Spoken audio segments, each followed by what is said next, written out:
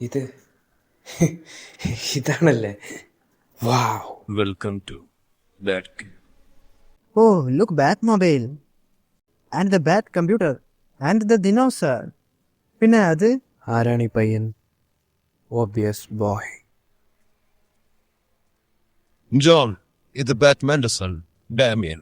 John, അപ്പൊ നിനക്ക് toilet powers ഒക്കെ ഉണ്ടല്ലേ? റിലാക്സ് ഡാമീൻ, ഇവർ നമ്മുടെ ഫ്രണ്ട്സ് ആണ്.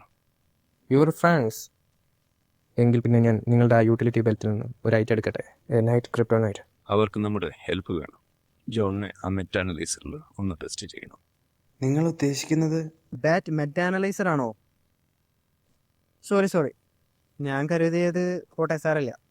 ഓക്കെ, എൻ്റെ കൂടെ വാ ഫാം ബോയ്. അതൊരു ജയന്റ് പെന്നിയാണോ? ആ നാണയത്തിൽ തൊട്ടു പോകരുത്. ഇവിടെ ഉള്ള ഒന്നിനും തൊടാൻ പാടില്ല നീ. എനിക്കിവരെ കാണുമ്പോൾ നമ്മൾ ഫസ്റ്റ് മീറ്റ് ചെയ്ത കാര്യം ഓർമ്മ വരുന്നു. ഞാൻ നല്ലവനായിരുന്നു. അവൻ എങ്ങനെയുണ്ട്? ഐ മീൻ, ഇപ്പോൾ നിങ്ങളുടെ കൂടെയല്ലേ താമസം? അവൻ നല്ലവനാകണമെന്ന് ആഗ്രഹമുണ്ട്. പക്ഷേ റൈസും ടാലിയും അവനെ വളർത്തിയ രീതി. കുറച്ച് ടൈം കൊടുക്കൂ.